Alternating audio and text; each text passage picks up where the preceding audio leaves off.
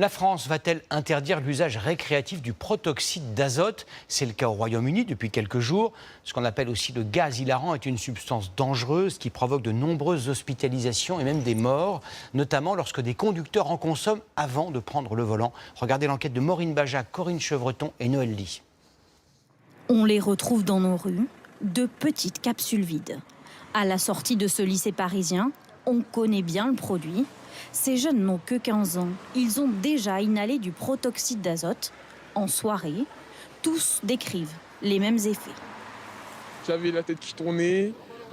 Quand je me suis levé, mes jambes elles étaient molles, j'arrivais pas trop à marcher, je marchais au ralenti. On rigole pour rien. Je sentais plus mes jambes, j'avais des fourmis et mon pote il avait le nez paralysé.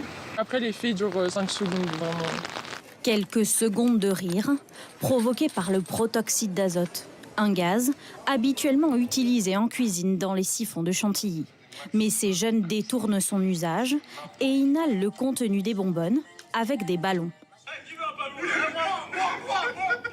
Sur ces images filmées sur les réseaux sociaux, un jeune homme va même jusqu'à perdre complètement l'usage de ses jambes. Reste avec nous. Ah putain, ils sont plus ses jambes, le poteau, wesh. Ah bah ça t'appelle les pompiers là, ballon. Aucun des consommateurs que nous avons interrogés ne semble prendre conscience de ces risques. J'étais avec mes copines, du coup ça nous faisait plutôt rire. Mais sinon, non, ça me faisait pas peur. J'en ai pas pris beaucoup, du coup je savais que j'allais rien avoir. Depuis 2021, le protoxyde d'azote est interdit à la vente pour les mineurs. Mais il reste possible de s'en procurer en ligne. Sur les réseaux sociaux, les vendeurs font même des promotions. 11 € la bonbonne. Mais derrière ces annonces se cachent des drames. Sur cette route, cette mère de famille a perdu son fils de 18 ans dans un accident de voiture. C'est vraiment les portes de l'enfer qui se sont ouvertes devant moi. L'homme qui conduisait avait consommé du protoxyde d'azote juste avant de prendre la route. Il a perdu le contrôle jusqu'à s'encastrer dans un arbre. Prenez les devants, protégez vos enfants. Et les protéger, c'est en parler, leur dire ne faites pas n'importe quoi, on peut en mourir. Donc il faudrait que les autorités prennent ce sujet au sérieux et fassent leur travail. Il faut arrêter cette vente. Il faut vraiment arrêter ces ventes parce que c'est trop accessible. Accessible et donc banalisé. C'est aussi le constat du CHU de Lille.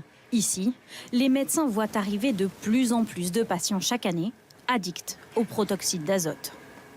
On a des personnes qui nous ont rapporté des consommations jusqu'à 15 bonbonnes comme ça, ce qui fait à peu près 1500 ballons par jour pendant des mois. Donc on est vraiment sur une addiction sévère au produit. Voici l'IRM d'un consommateur de protoxyde d'azote. Cette tache blanche sur les cervicales est à l'origine de séquelles, parfois irréversibles.